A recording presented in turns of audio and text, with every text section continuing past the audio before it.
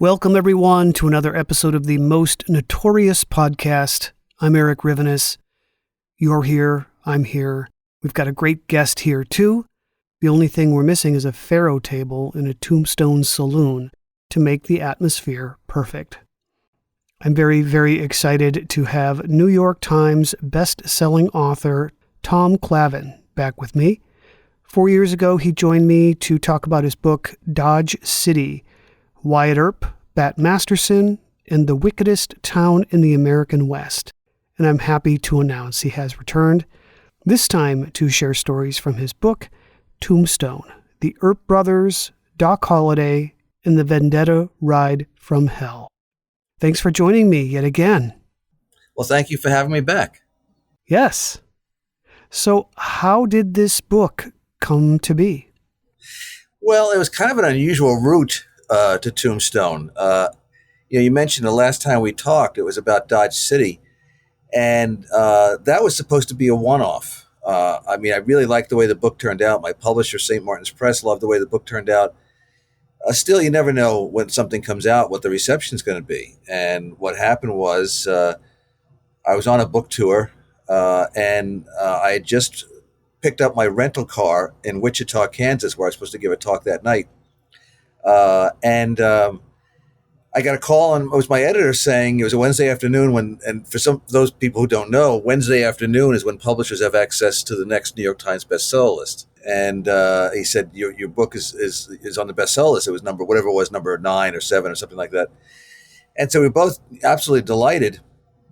I still had to finish my book tour. It wasn't like I could say, okay, that's enough of that. I'm coming home. But I when I did get home from the book tour, not long after that, I met my editor and my agent. We just were having like a congratulatory lunch in New York. And he said, my editor, Mark, said, and I was under contract to do another story already, for a World War II story, actually. And I'd done about 6 months of work into it. He said, we've gotten such a great response, because Dodge City was on the Times list for several weeks. He said, we've gotten such a good response from this book. Would you consider doing another book, putting the one you have working on now put aside, and work on a book that also deals with one or more iconic Western characters? And the immediate thought there was that I thought it was Wild Bill Hickok, because I was pretty much aware from previous research nothing had been done on him really in 40 years. And he certainly is a name that everybody recognizes as a Wild West character. So we did that, and Wild Bill came out, and that again was rather successful. Then it was my agent's idea. He said, well, okay, so you have Dodge City, you have Wild Bill, and maybe you should sort of complete a trilogy. And the idea is Wild Bill actually takes place basically from 1865 to 1875, and then you have Dodge City is the mid to late 1870s. Why don't we go back basically to the end of Dodge City and follow Wyatt Earp and Doc Holliday to Tombstone? And I said, all right, if I could find some new material. And a couple of things that are different about Tombstone is that we had recently, not me, but people had recently discovered in the old Tombstone courthouse a transcript of a trial that was held after the gunfight at the OK Corral, in which Wyatt Earp and Doc Holliday were put on trial for murder. And so we actually newly discovered material of these actual testimonies, not only of the participants, of Wyatt Earp, of Doc Holliday, of other eyewitnesses. So that was all new and fresh material. And the other thing I wanted to do was that in many cases, especially with film versions of the gunfight at the OK Corral, when the gunfight is over, the story's over. And I wanted to tell more of the story of really a couple of things after the gunfight, as climactic event as that is. You have the next few months when Earp Brothers kept being ambushed, and in fact, Virgil was almost killed in an ambush, and Morgan was killed. And then you have the Earp Vendetta Ride, when after two of his brothers were shot, Wyatt and Doc Holliday said, "That's enough of that. Let's go after these guys." And they put a posse together and went on what's called the Vendetta Ride. And that was really when that ride was over. And Earp basically had become, that was on his way to being a legend. It was really the Vendetta Ride, even more so, in my opinion, in the OK Corral, that made Wyatt Earp the legend we know today. Absolutely. So Tombstone.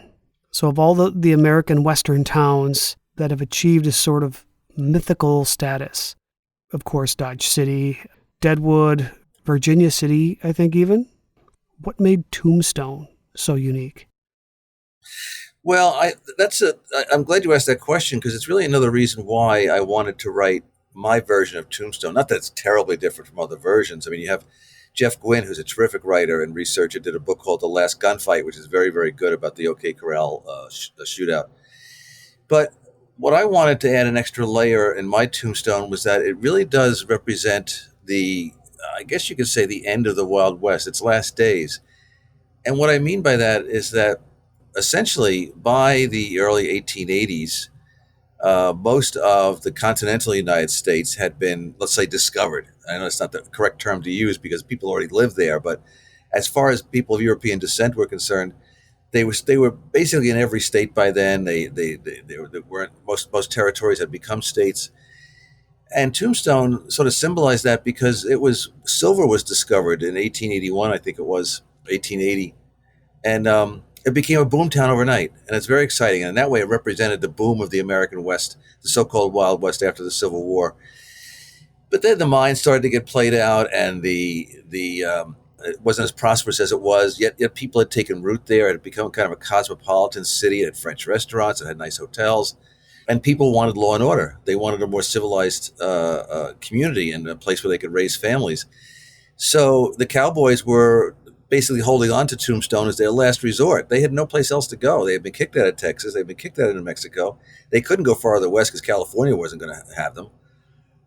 So the Tombstone that I portray in the book is that last gasp of the Wild West where the Cowboys tried to hold on, and that's why they ended up being represented by ranchers in the gunfight at the OK Corral against the Earp Brothers, who reluctantly represented law and order.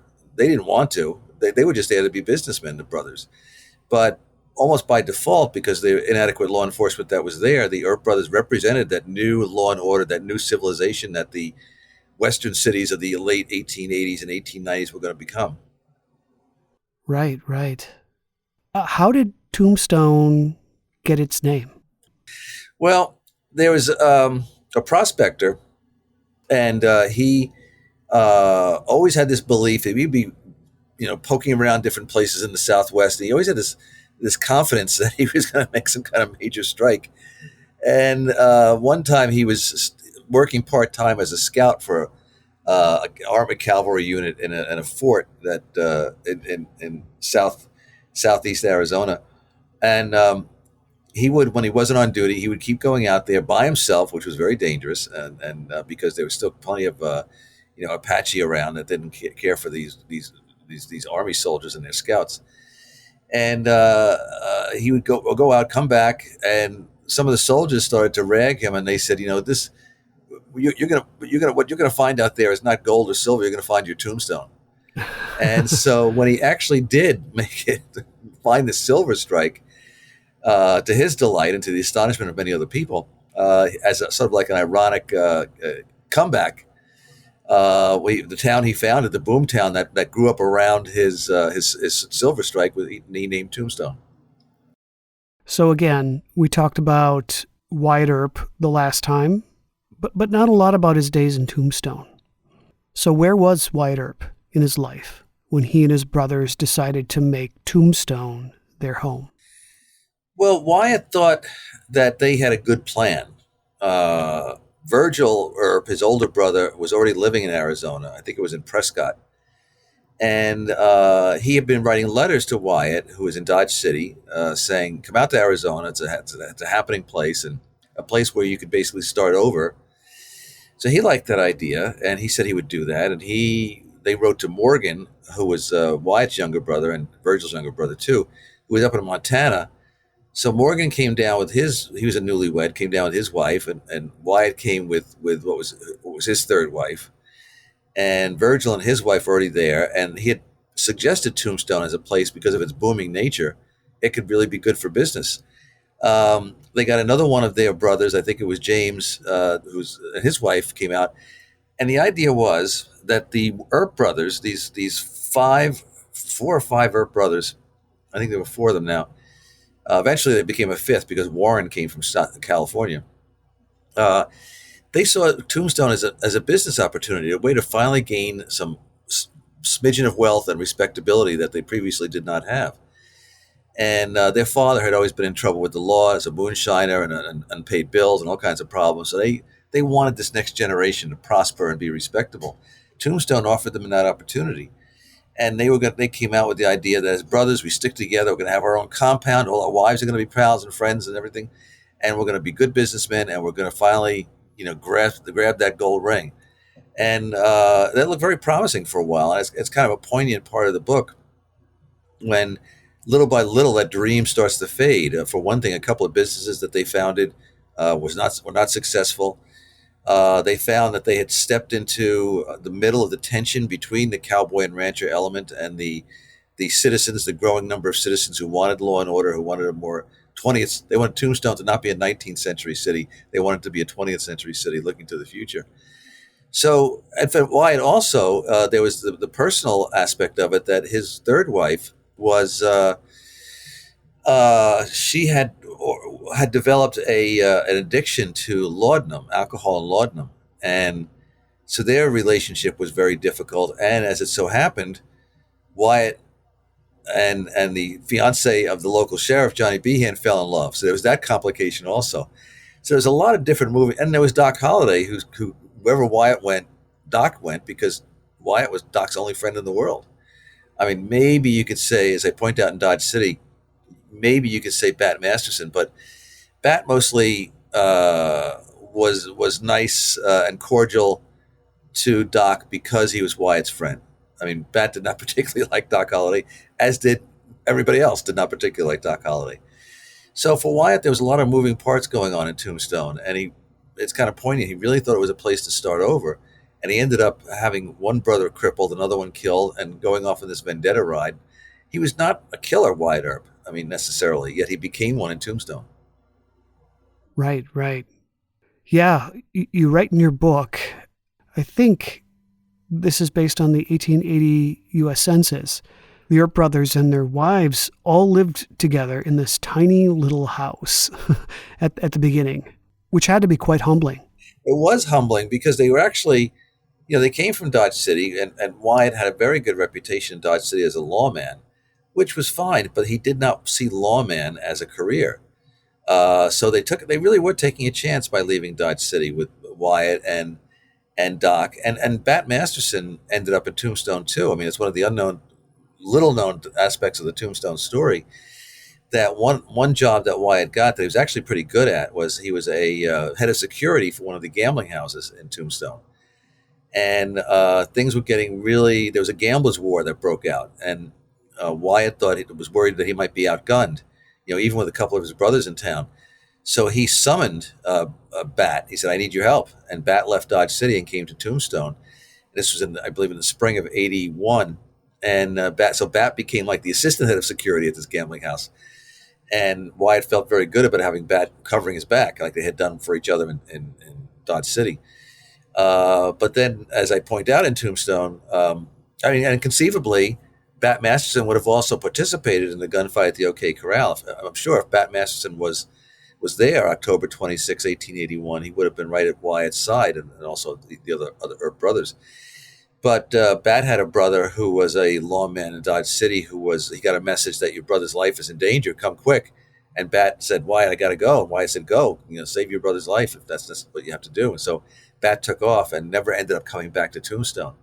So for Wyatt and his brothers, they had a dream, and the dream worked for a while. But even though it started out in a very humbling way, like you say, the dream worked for a while, but then things one by one began to fall apart, and then the gunfight pretty much dashed any remaining hope of a dream. Right, right. And not to steer too far away from the story at hand, but I really enjoyed your retelling of Bat Masterson's return to Dodge City, right? Yeah. And the gun battle that ensued.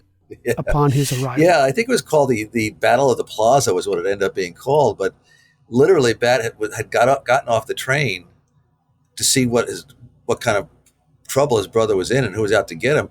And the bullets started flying because there were a couple of people who were his brother's enemies, and they started shooting as soon as Bat got off the train, and Bat started returning fire, and suddenly everybody's getting into it. There's bullets flying everywhere, all over the place. And remarkably, I think only one man was hit rather seriously, but I don't think he was killed, if I remember correctly. And finally, everybody's like running out of ammo. And the mayor of the town, who had wisely been taking cover for most of this, emerged and went out to Bat and said, "Listen, if you give me your gun, I'll arrest you, and we'll get this all sorted out," which they eventually did. And Bat and his brother were reunited, and both were safe. But it's one of the fun things about writing these kinds of stories, that there are these, I wouldn't call them tangents, and maybe you call them detours, that it could be really interesting. Yes, a great detour. Yeah. So I think you write that it was Allie, Virgil's wife, who said that when Morgan, Virgil, and Wyatt were walking down the street together, it was difficult to tell them apart. That they were about the same height, had the same build, same mustache, but their personalities were very different. They were. I think she called them like peas in a pod or something along those lines, that because they all had the light brown hair. They had the mustache.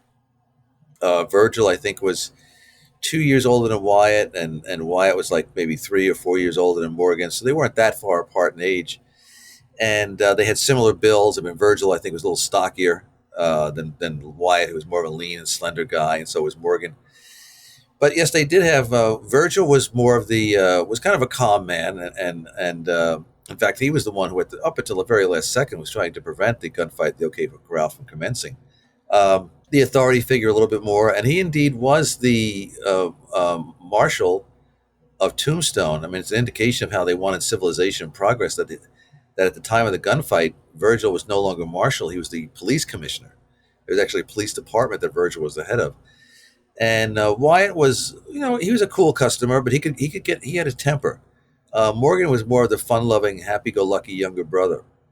And so I think a big part of the reason why I wanted to do this story too is that the Tombstone, my version of Tombstone anyway, is really a book about the Earp Brothers. I mean, that's why in the subtitle, it's the first thing you see is the Tombstone, the Earp Brothers.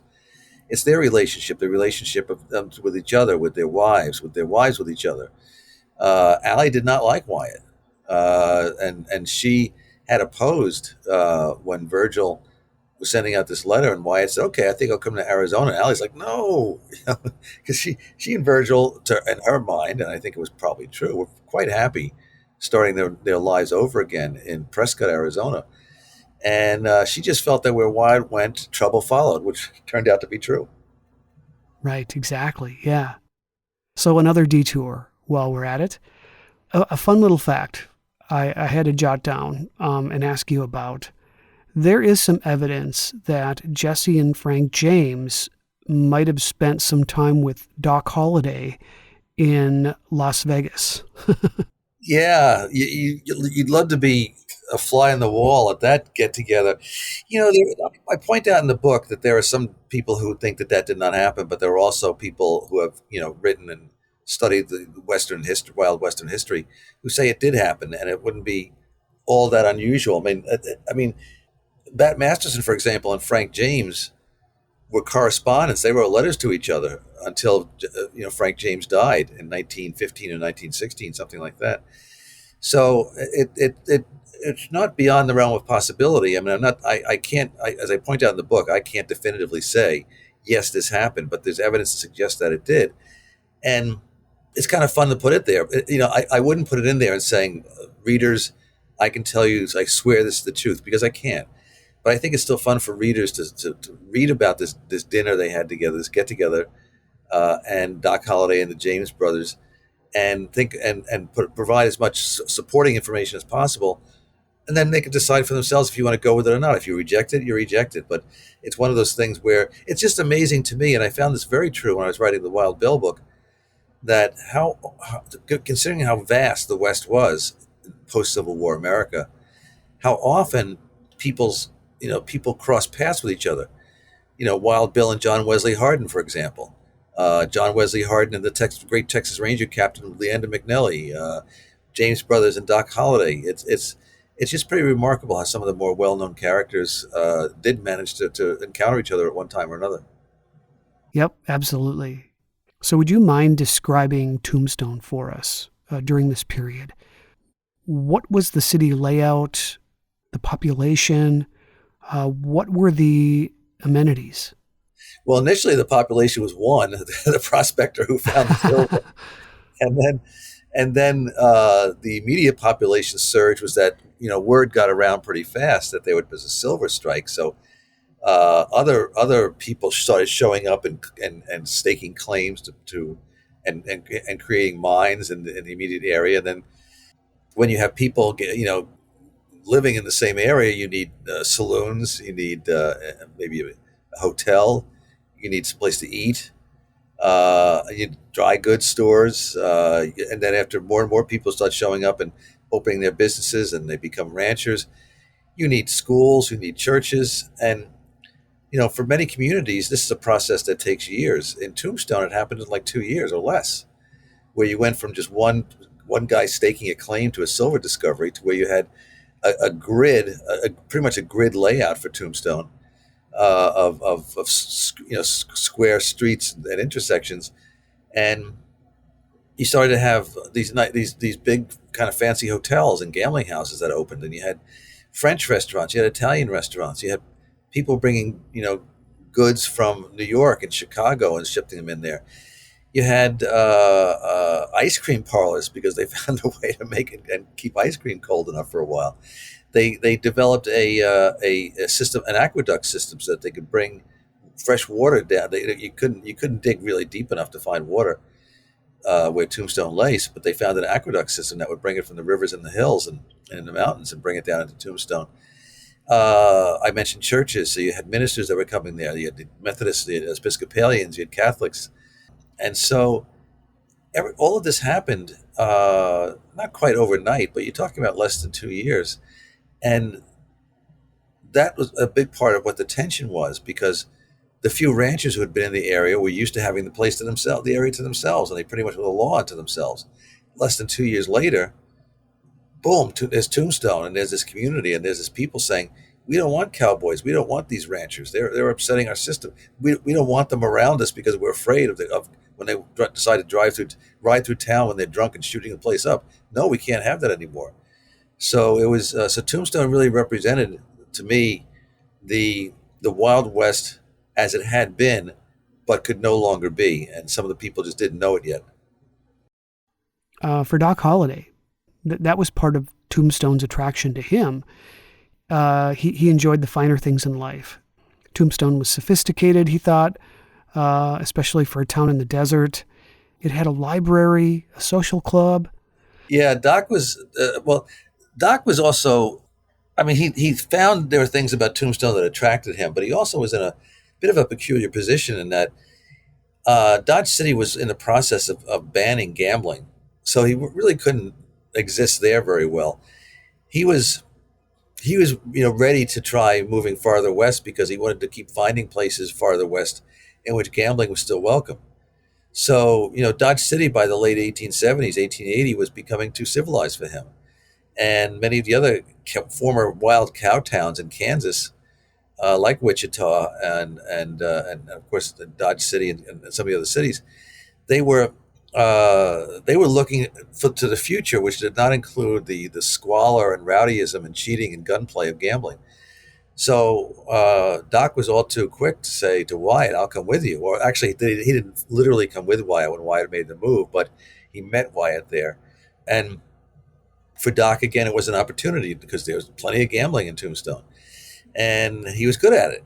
And the other thing about Tombstone that can't be overlooked is, most people, if they've watched any film on Tombstone, have seen the movie called Tombstone with Kurt Russell as Wyatt Earp and Val Kilmer plays Doc Holliday. And, some people might vote for Top Gun, for example, as Val Kilmer's best performance, but you watch him in Tombstone as Doc Holliday, it's his signature performance. It's the best, not only his best role of his career, But if all the Doc Hollidays have been portrayed on screen, I think Val Kilmer is the most effective. Having said that, Val Kilmer portrays Doc Holliday as a man who's barely hanging on to life because of his tuberculosis. But in actuality, during the Tombstone years, Doc Holliday was in the best health of his adult life because of the climate. It was dry, it was warm, it was perfect for somebody with respiratory ailment. And there's so many poignant aspects of the Tombstone story. He eventually had to leave with Wyatt after the Vendetta Ride because they faced being thrown in prison if they returned to Tombstone. And so he headed up to Colorado, and he was back in an environment like he had back east, where he suffered for it. His health worsened. Right. So there were basically three families involved in the gunfight at the OK Corral: the Earps, the Clantons, and the McLowrys. Give us some background, if you would, about the Clantons and the McLowrys. The McLowrys and the Clantons were ranching families, and they weren't bad guys. If you know, one of the classic westerns ever made is My Darling Clementine, with Henry Fonda playing Wyatt Earp, and Walter Brennan plays Ike, not Ike Clanton, but Pa Clanton, the patriarch, and they're played as really nasty, evil, crooked, bad guys, and the Clantons were not, and neither were the McLowrys. They were ranchers. Now they were used to cutting corners if they could. It was pretty standard practice at night to sneak across the border into Mexico and steal cattle and bring them back and rebrand them. That's not terrible. It's not legal, but it was okay. It wasn't terrible. And they were hardworking people too. I mean, they created these ranches and worked them and provided jobs and food for the community with the cattle that they raised or stole. But the couple of things that got them into trouble or put them at odds with the Earps. One was that they had been used to for a while, basically going their own way and not being accountable to anybody, including the law. And the other thing was they just took a dislike to the Earps, and the Earps were kind of, I guess, haughty in a way. They did believe in law and order, and if there was, to them, there was no gray area, with black or white. You were either adhered to law and order, and let's remember, Virgil was the marshal. He was the head guy in the law and order food chain. So it was his job to enforce law and order, and of course his brothers would follow Virgil wherever he went. And so you either, you didn't break the law, you did. And in the Earps' mind, with the cattle rustling and some of the other, and going through town and shooting things up, and some of the cowboys did prey on people, Johnny Ringo, and some of the other people there that were just took things a little too far sometimes. So they took a dislike to the Earps, who were saying, no, you can't do that. And they're like, well, wait a minute, we were here before you. What do you've only been here for less than a couple of years, and you're gonna tell us what to do, And so this real animosity developed between the Clantons and the McLowrys and the Earps, and the OK Corral, the shootout it was kind of accidental. I mean, there's some, as I point out in the book, there were a couple of amusing parts to the shootout. I mean, I know people got killed in the shootout, but it was almost like an accident. It's like the McLowrys and the Clantons, especially Ike Clanton, who got drunk that day and kept, threatening the Earps, even though he was somebody who didn't really have the sand to do much of anything. But they sort of painted themselves into a corner by saying, the McLowry brothers and the Clanton brothers, okay, we're tough guys. We challenged the Earps to come out and kick us out of town. And the Earps said, okay. The Earps said, okay, that's what we'll do. Another amusing part of it is that, which I point out in the book, is that Doc Holliday, for all his reputation as a gunfighter, was a terrible pistol shooter. I mean, he was in gunfights where he couldn't hit the broadside of a barn. I mean, he was good with a rifle, as most people were. It was hard not to be good with a rifle. So that when the gunfight is soon to start, and Virgil reluctantly deputizes Doc Holliday to come along with him and Morgan and Wyatt, he has Doc put his pistol away and hands him a shotgun, because he figures Doc with a shotgun, even Doc Holliday's going to be able to hit something. You just hope it's the right guys. Right. Curly Bill Brocius had a lot to do with early tensions, right? Yes. Yeah, Curly Bill is an attractive character because he was kind of a charming rogue. I mean, he was a killer, as was Johnny Ringo. I mean, neither of these people are particularly savory characters, but they had a kind of a. I mean, Johnny Ringo. One of the things that's interesting about him is he was. Well, they were both psychopaths, basically psychopaths with guns and holsters, which is not a good combination. But Curly Bill was like, well, he and Ringo were the head of the Cowboy faction, and they were not going to allow these goody two shoes Earp Brothers and the mayor and some city councilmen were not going to tell them what to do and where they could roam and what crimes they could commit. And so Curly Bill was one of those who it was almost inevitable that Wyatt Earp and Curly Bill were going to square off against one another. It doesn't happen. I think it would have happened in a gunfight like the gunfight at the OK Corral, but the McLaurys and the Clanton sort of jumped the gun, so to speak, on that and forced that thing to happen. It was during the Vendetta Ride that Earp, when he was chasing down people he thought had shot his brothers, and he certainly put Curly Bill in that category. That's when he and Curly Bill faced each other. The movie Tombstone, I thought, did a good job in the square off between a drunk Curly Bill and Fred White. Oh, the marshal, yeah, Fred White, who got killed in the confrontation. Yeah, one thing about Tombstone, I mean, inevitably people ask about it because I didn't try and change the title. Oh, the movie's called Tombstone. I can't call my book Tombstone. No, Tombstone is Tombstone. I wanted a very one-word title. I give the movie a lot of credit because it made some very good casting decisions.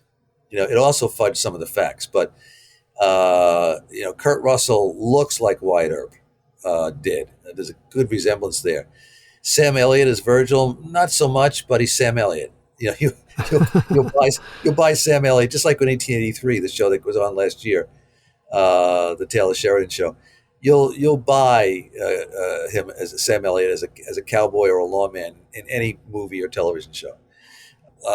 Morgan was played by Bill Paxton, and Bill Paxton I think came across very well as the sort of like the fun-loving younger brother.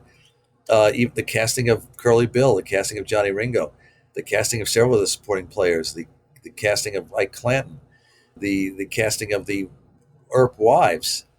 And one of the standout female roles in the movie is Dana Delaney, and she plays Josephine Marcus, who becomes the woman that Wyatt was engaged to the sheriff Johnny Behan, who she and Wyatt caught sight of each other, and that was it. They were both terribly smitten. Now she had a fiance, Wyatt had a wife. That had to be worked out, which it was by the end of the movie, and basically it definitely was by the end of the Tombstone story. What were some of the things about the movie that rubbed you the wrong way, as long as we're on the subject? Just curious. I wouldn't say rubbed me the wrong way because I think they did a good job. I mean, again, a lot of people will say, "Oh, well, the best movie ever made about Tombstone was My Darling Clementine," which is almost completely fabricated. I mean, there's very little factual information in that John Ford movie, which is ironic because he knew Wyatt Earp, he employed Wyatt Earp in the last years of Wyatt's life, and John Ford always claimed, "I got the story from Wyatt Earp." Well, that's total nonsense. There's also there is the movie called The Gunfight at the OK Corral with Burt Lancaster playing Wyatt Earp, and that's sketchy casting right there. But the more amusing casting is Kirk Douglas as Doc Holliday. I mean, Doc Holliday, even though he was in relatively good health in Tombstone, he was still, a consumptive. And you had Kirk Douglas play. I mean, Spartacus is playing Doc Holliday. And you had the gunfight at the OK Corral goes on for like 15, 20 minutes at the end of the movie, when in fact the gunfight at the OK Corral was 30 shots in 30 seconds. So when you compare, when the movie Tombstone came out, I know there's a lot of turmoil connected to the making of that movie. I thought they did a very good job. Now, one of the things they have, which they still used, even though it's been completely debunked, is that towards the end of the movie, you have Johnny Ringo and Doc Holliday squaring off in a typical, gun duel, gunfighter against gunfighter, and that never happened. but you have a lot of good touches to that film. It's really it's definitely worth. If somebody wants to know the Tombstone story, it only has about 2 hours and 10 minutes. That's watch Tombstone. Right, right. So there are so many things going on in the course of this story that are ratcheting up pressure between these two camps. And one of them, an important pivotal moment, had to do with the attempted robbery of a stagecoach, right? Yes. Yeah. Some of the citizens of Tombstone, including the mayor, John Clum, were supportive of the Earps and seeing them as protectors of law and order. It was just kind of, too bad that their friend is Doc Holliday. He was not well liked. And at one point, there were stagecoach robberies taking place. And it was one of the reasons why there was tension between the Cowboys and the people of Tombstone, because the Cowboys were oftentimes being accused of this. And in one of these stagecoach robberies, a man was killed. And Doc Holliday was a suspect. What made it worse was that his girlfriend, Big Nose Kate, she and Doc had a big falling out. She leaves Tombstone. She comes back. She goes on a bender, and then goes to the sheriff, Johnny Behan. I think he was still sheriff at the time, and says, "By the way, let me tell you, Doc did that stagecoach robbery." And they arrested Doc for it. When she sobered up, she realized what a huge mistake she had made, and so she recanted her story. But the stagecoach robberies that would and if I remember correctly, I think even when employment was few and far between for Wyatt, I think he actually worked as a stagecoach guard on some of those runs, because the idea was just having Wyatt Earp on board is going to persuade would-be robbers to go wait for a different stagecoach. So yeah, that's one of the things about the Tombstone story that, for a writer, is an advantage, because there's so many threads. There's so many things going on. There's the fire that almost destroyed Tombstone, and there's characters that are writing their reports. There's a female reporter who's sending stories back to the San Diego newspaper about Tombstone. So there's all these characters that are weaving into that whole fabric of what Tombstone is. It was called the Benson stage robbery, and Wyatt Earp was incredibly driven to solve the crime, so much so that he creates this kind of unholy alliance with Ike Clanton, of all people. Yeah, Ike Clanton becomes his confidential informant, so to speak. Wyatt, putting on his lawman hat, wants to solve this, and there's probably a reward. I can't remember exactly, but there's probably a reward that would have helped. And he figures Ike Clanton knows who the bad guys are, and so he works out some kind of deal where Ike is going to feed him information. Now, Ike is petrified. I mean, Ike agrees to it because he'll take some of the reward money and whatever Wyatt can toss his way to help pay his bar bill. But at the same time, Ike was petrified because if the Cowboys, the guys like Curly Bill Brocius and Johnny Ringo and the others, find out that he's in league with Wyatt Earp, before they kill Wyatt, they'll kill him. His life expectancy reduces dramatically. So Ike is a fascinating character because he was from that prominent rancher family, the Clantons. His father had been a powerful patriarchal character in the Tombstone area, or even before there was a Tombstone. But he's got no guts. And in the gunfight at the OK Corral, when things start getting dangerous, he takes off. Later, when at a train station, when he and another man at least one other guy, are trying to murder Virgil Earp. Wyatt shoots one and goes after Ike. Ike, again, he turns tail and runs as fast as he can. So he's kind of a sniveling, conniving, despicable character. But again, you're fascinated reading about him. And Ike really is the character, right? More than anyone else, whose actions set in motion the OK Corral gunfight. And it starts when he gets into a row with Doc Holliday the day before.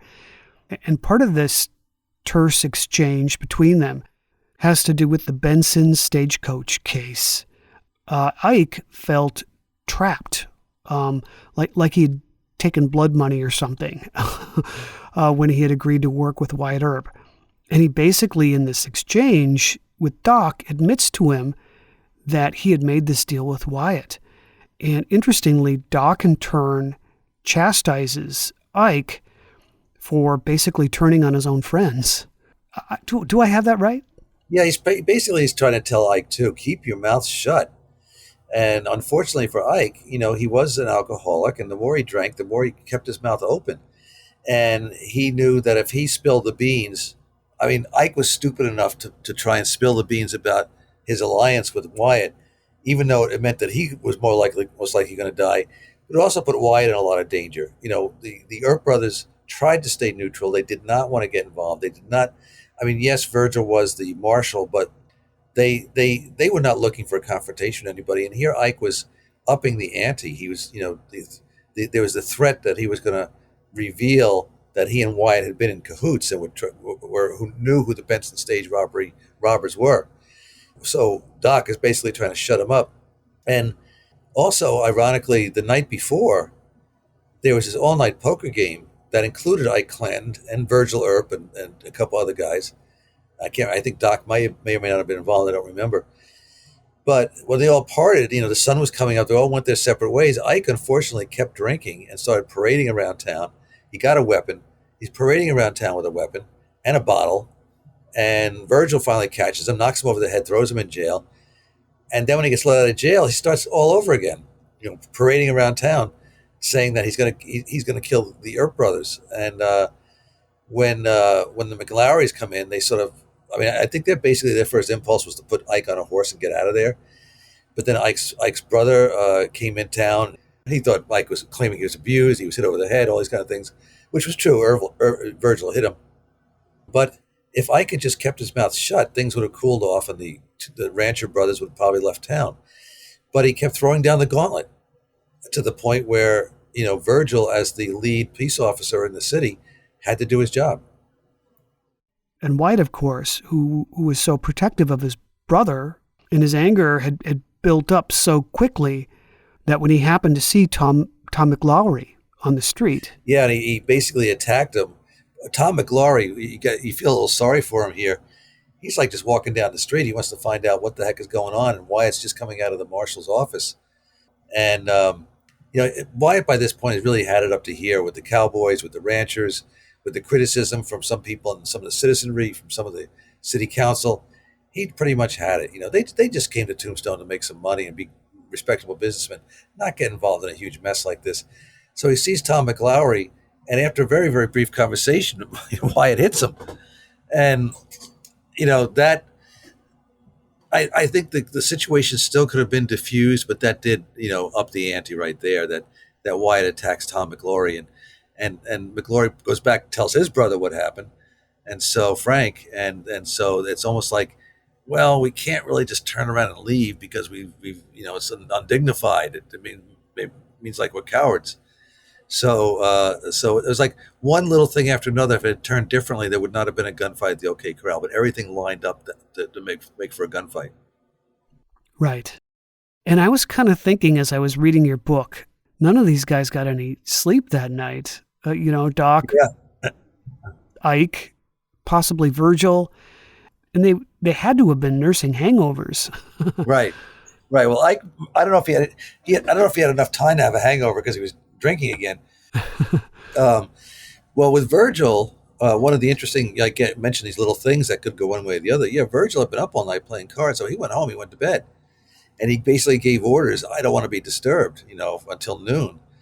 And so when Ike started to roam around Tombstone, getting drunk all over again and shouting that he was going to kill the Earps, if it had been a different morning, Virgil would have said, okay, or been on duty, for example, I got to disarm Ike and throw him in jail and let him sober up for a while. But Virgil was like, don't bother me, I'm in bed. So by the time Virgil finally got up to go after Ike Clanton, Virgil was in a bad mood, of course.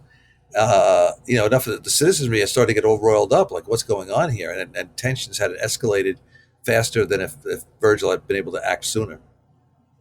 Yeah, you state in your book that on the day of the gunfight there were so many things going on, so much movement, action, that everyone there had their own version of how things unfolded. And it had to have been hard for you to separate fact from fiction. Well, that's one of the reasons why it was such a pleasant discovery of this transcript of the trial, because in the immediate aftermath of like that day and even the next day of the gunfight at the OK Corral, which was again on October 26th, 1881, you did have a lot of divergent stories. I mean, you had people telling stories of what happened who weren't even there. You had people filling in blanks with their gaps in the story with their imaginations. It wasn't like the gunfight was in the middle of Main Street, witnessed by dozens, if not hundreds of people. The gunfight, which was not in the OK Corral, was in an alley that was only 15 feet wide, and it was these seven or eight men packed into this alley shooting at each other. So the trial, I mean, in the immediate aftermath, the Earp Brothers and Doc were arrested. Now, Virgil and Morgan had both been wounded in the battle, in the gunfight, so they were allowed to stay, in their hotels to recover. Doc had been wounded, but not very seriously, and Wyatt was really the only one in the gunfight who was unscathed, who was not hit by a bullet. And so, beginning, I think it was the first day of November, so we're talking about less than a week later, there was a inquest was held to decide if Doc and Wyatt should be sent to, I'm not sure if it would have been Phoenix or someplace else, Tucson. They would have been sent to Tucson and put on trial for murder. So by then, I think a lot of witnesses had gotten their stories straight, and the testimony they gave was more reliable. Some people admitted, I'm sorry, I wasn't there, I didn't see it. Okay, well, don't bother showing up. But the dust had literally settled, and you had the testimony from the various witnesses, including, which was a really wonderful piece of self-defense, was a long testimony that Wyatt himself gave from notes he had written that was very detailed about the events of that day and the events of the gunfight. Yeah, that had to have been so helpful. So, as things continue to slow burn that day, townspeople are kind of scurrying around the streets. And one of the interesting moments is when Ike, I believe it was, and Billy Clanton. Billy, he was definitely in the wrong place at the wrong time. But didn't a couple of them go into a store called Spangenberger's, which was a big concern for a number of people on the Earp side? Yeah, I mean, that's Wyatt was positioned, I think, if I remember correctly, right outside a drugstore. And he was watching the McLowrys and the Clantons as their movements there. And he saw them go into a place where they appeared to be buying bullets. And it occurred to him, well, that's not a good sign. I mean, if they were in there buying ice cream, that's one thing, or some bubble gum, but they were buying bullets. So what probably was the case was the McLowrys and Billy Clanton and Ike were buying bullets because they needed bullets. I mean, in your work on the ranch for self-protection, for hunting and stuff, you need bullets. So, but to Wyatt's eye, which he communicated to Virgil when Virgil arrived, that was an ominous sign, like they were preparing for some kind of gunfight. And yes, like you say, you had the citizens of Tombstone were sort of scurrying about, following the Earp Brothers, following the Clans, the McLowrys, like what's going to happen? They were, wondering what kind of show is about to take place. And, even so, I think most people were stunned when an actual, let's remember by 1881, gunfights were very uncommon events. Most of the cities on the western frontier had ordinances in place that you couldn't even bring guns into the city. So gunfights were more of a post-Civil War and 1870s phenomenon, not 1881. So it was, for some people, it was with some disbelief that they saw the scenario building to a crescendo of the McLowry brothers and the Clanton brothers sort of milling about, basically saying, come on, Earps, come and get us. And Virgil deputizing Wyatt, deputizing Morgan, deputizing Doc, and saying, okay, let's go get these guys. Now, and in their case, too, they did not go to that alley to confront the ranchers because they wanted a gunfight. The idea was they'd even been told by the sheriff, Johnny Behan, that the ranchers had been disarmed. So they were just going there to basically either arrest them or say, listen, if you're going to leave town, we'll give you your guns back and you can go leave town.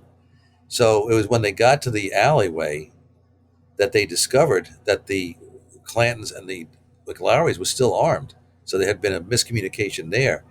And even then, Virgil was trying to talk them into down and say, and in fact, when there was there was a sound of a click, which may have been Doc Holliday drawing back the levers on the shotgun, but that started the gunfight. Basically, there was a reaction to that sound. Even right after that sound, Virgil raised a walking stick, not a gun, a walking stick, and said, "No, I don't want this. I don't want this," hoping at the last minute to prevent the gunfight. But then everything took hold. There was just an explosion of gunfire. Like I said, 30 shots in 30 seconds. It's a miracle that any of them survived. So the cowboys present in the corral were Ike Clanton, his brother Billy, another guy named Billy Claiborne, right, who sort of fancied himself after Billy the Kid, and then the two McLaury brothers. Tom and Frank, yeah.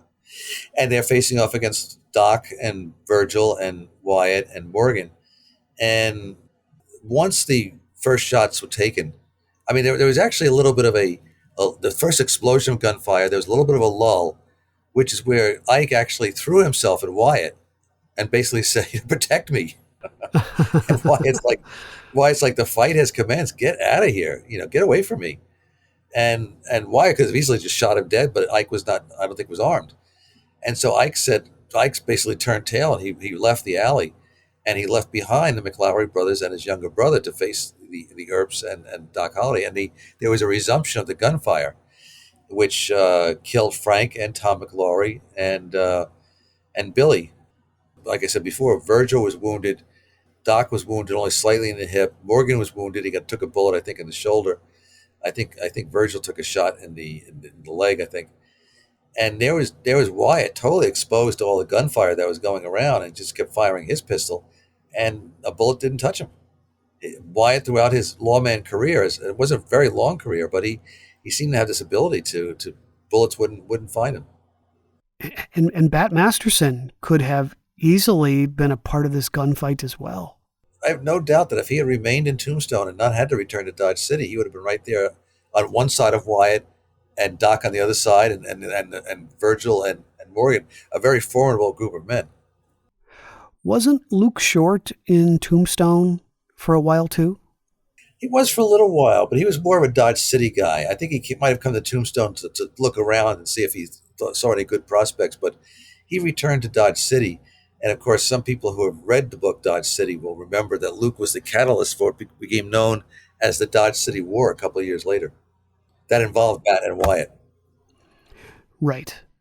So where was Johnny Behan when all of this went down? Well, Behan, as the sheriff, he was trying to diffuse the situation. What he should have done is arrested the McLaurys and the Clantons for being armed in the city limits. But I guess he figured that was Virgil's job. So he kept trying to talk the McLaurys and the Clantons out of any kind of gunplay, any kind of violence. But the mistake he made, that turned out to be a fatal mistake, is he ran back to the Earps and said, "I've disarmed them." Now, maybe he thought the Earps would then say, "Oh, okay, we'll go home then." But Virgil still had to confront them and make sure they were disarmed and possibly arrest them, or at least persuade them, "Get on your horses and go home, and we'll reconvene another day." So the mistake there was that it was worse when the Earps got to the alleyway to find that the McLaurys and the Clantons were still armed, because now they felt they had been tricked and that Behan was in on it. And it was Ike, right, who swore out a warrant for their arrest. That's kind of funny, yeah. Clanton goes around all day claiming he's going to kill the Earps, and he writes that he's the one who tries to swear out a warrant on the Earps.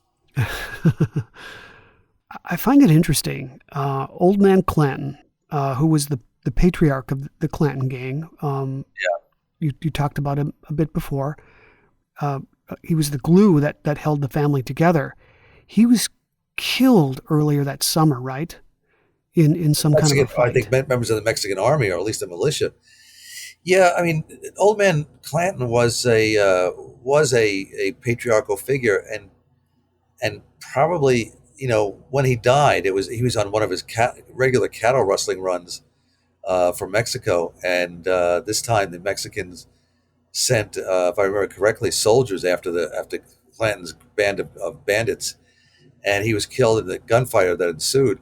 If he had lived, he probably would have found a way to kept a tighter leash on the Cowboys, starting with his son Ike. But with him gone, Ike became the de facto head of the family, and he was a very unstable head of the family. So things went from bad to worse. So where were Curly Bill and Johnny Ringo during the gunfight at the OK Corral? They were off doing what cowboys do. They might have actually been working. Hard to believe, but they did have jobs on the ranches, so they might have actually been working. We don't know for sure exactly where they were. They were not in Tombstone. In fact, right after the gunfight at the OK Corral, one of the immediate concerns by the Earps and some of the citizens is that when Curly Bill and or Johnny Ringo found out about the deaths of the McLowrys and Billy Clanton, that they would have put together some kind of vigilante force that would have come into Tombstone to sort of settle things up with the Earps. That didn't end up happening, and they really didn't. They did, however. It's believed that both of those guys were part of the plots to some extent to subsequently kill the Earp brothers one by one. You would think that the Earps would just leave, just get out of town after the trial. I mean, the Clantons and the McLowrys were one thing, but Curly Bill and Johnny Ringo were about as close to professional gunmen as one could find in Tombstone at this time. Well, I think there was some professional family pride at stake here. They believed they had done the right thing. And why do we have to leave Tombstone when we felt that we were doing the right thing and basically acting on behalf of the citizens who wanted law and order in Tombstone?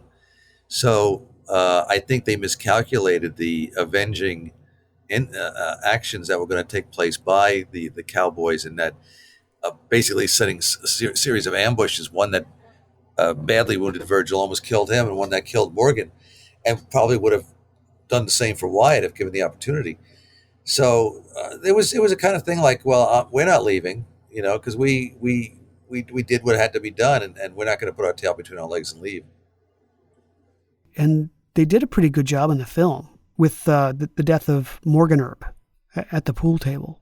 They did, and that's another reason why I think the Tombstone movie works, because they do have accurate details like that. I mean, he and against Wyatt's better judgment, this was in March. It was the night before Wyatt's birthday in March of 1882, and the Earps had been sort of like in their own compound, kind of staying cooped up for protection.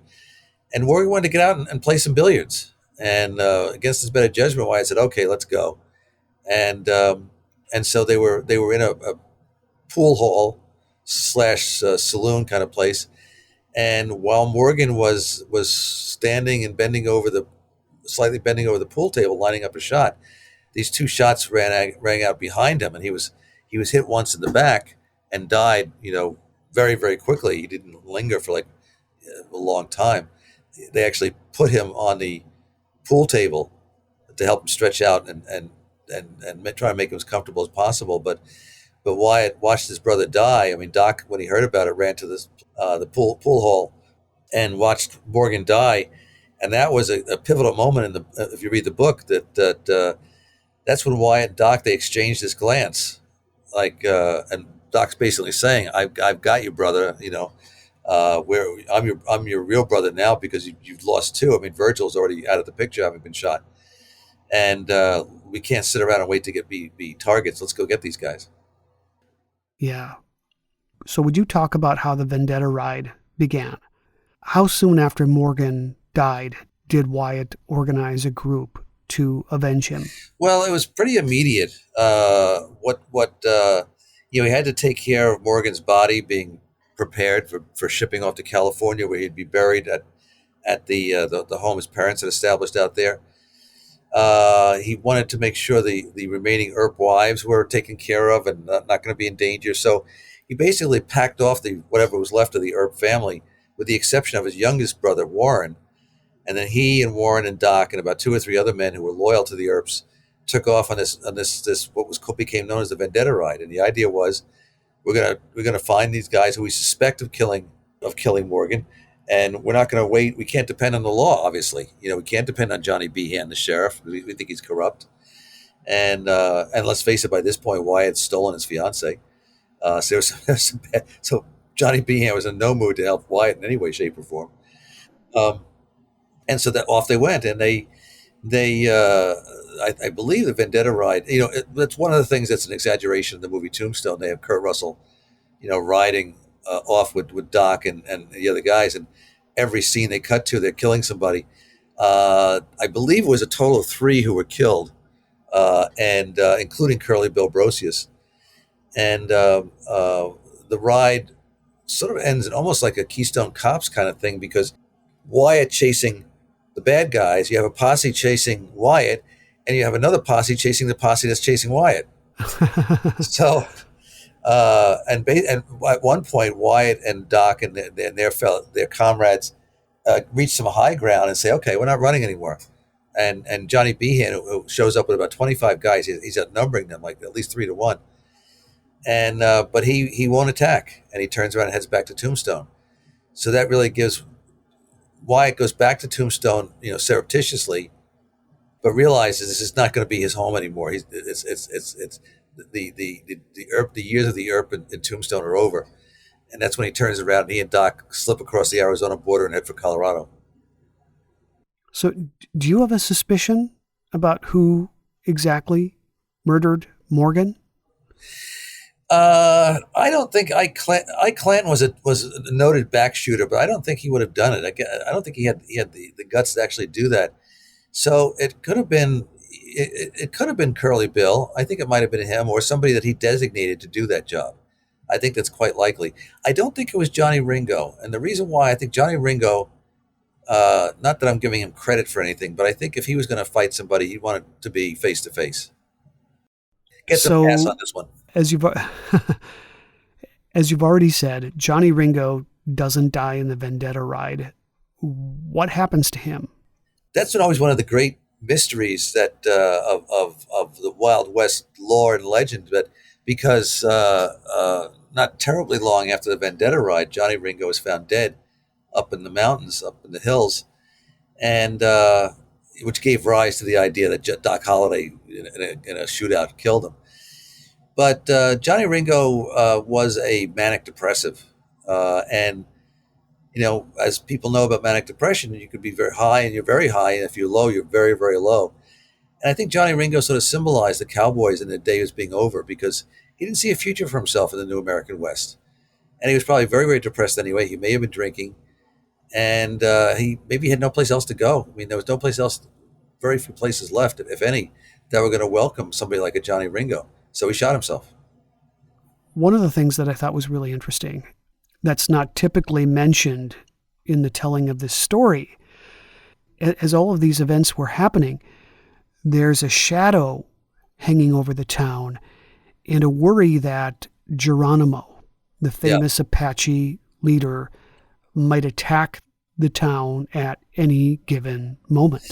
Well, there's a chapter in the book where Geronimo and his followers have escaped the reservation, and they're heading for Mexico. And it's believed that a route they're going to take is going to take them right past or through Tombstone. So the citizens are all alarmed, and the tension that exists between the Earps and the Cowboys and the ranches is put on hold, because it's every man on deck to face together at a united front the Apache threat. And there is, reports there are people killed as Geronimo and his band make their way to Mexico. They do not attack Tombstone directly, but it's kind of interesting how there was so much turmoil in Tombstone, and suddenly they go like, okay, time out. Let's put all this other stuff on hold here, because none of it's going to matter if the Apaches come through and start killing everybody. So how do things resolve between Wyatt and his wife, Maddie? And what happens between him and Josephine? Well, once the Vendetta Ride is over, basically Wyatt had sent Josephine back to her family in San Francisco, and he basically leaves Maddie behind. I mean, I guess he felt, in addition to having fallen in love with somebody else, that Maddie was beyond saving. I mean, she was heavily into her addiction. She was a very unhealthy person, and Wyatt reunites with Josephine, and they're together for the next, I think, 44 years. I mean, she finally, with his fourth wife, he got it right, and they were married for over 4 decades until Wyatt died in 1929. Wyatt was in his early to mid 30s, right, when all of this was happening? Yeah, Wyatt was born in 1848, so he would have been 33 when the gunfight took place in October 1881. And what about Virgil? Virgil, I think, was 2 or 3 years older. Morgan was probably 29, 30, and Warren, the youngest, was in his earlier mid-20s. You know, the Earps, Daddy Earp had 10 children, and there was a pretty good age range between the oldest and the youngest. Another Earp brother, James, was there, but... He was there. He was more of a businessman. He was not somebody who would normally wear a gun. He and his wife they operated brothels in Dodge City and pretty much transferred that business to Tombstone. And there was another brother, the oldest brother, I'm trying to remember his name now, who was the product of Daddy Earp's first marriage. He left early for California to become a rancher, I believe, and he never really had anything to do with the family business. Did Virgil fully recover from his injuries? Never fully recovered. He had very little use of, I think it was his left arm for the rest of his life. But he still lived an active life, he and Allie. They roamed all over the place. They tried different businesses. At one point, Virgil even became a lawman again, a marshal or a sheriff somewhere. He and Wyatt went into business as saloon keepers at some point. I think it might have been Colorado. And strangely enough, Virgil, too, had a kind of, I guess, a nice part of his life that during the Civil War, Virgil and his girlfriend, she had gotten, or was actually his first wife, had gotten pregnant. And while he was away in the Union Army, she gave birth to a daughter. And his father-in-law never liked Virgil. And so he made up a story that Virgil had been killed in the war. And so his very sad widow and her daughter ended up moving away. And Virgil, when she came back from the war, they were nowhere to be found. And it was when his daughter, I think, was in her 20s, that the mother and daughter contacted Virgil and said, by the way, here's where we are, come and find us. And Allie was overjoyed. You know, she wasn't jealous at all about Virgil's first wife. And they went and Virgil reconnected with his daughter he did not see until I think she was well into her 20s. Oh, wow. What a great story. Yeah. Yeah. Well, this has been so entertaining. I so appreciate your time. Sure. You have a website. Yeah, very clever, isn't it? TomClavin.com. I made that all up myself. Right. And of course, your books are available wherever books are sold. I hope so. They better be, or I'm out of work. Again, I appreciate your time so much. Thank you. Well, thank you. Again, my guest has been Tom Clavin, author of Tombstone, the Earp Brothers, Doc Holliday, and the Vendetta Ride from Hell. This has been another episode of the Most Notorious Podcast, broadcasting to every dark and cobwebbed corner of the world. I'm Eric Rivenis, and have a safe tomorrow.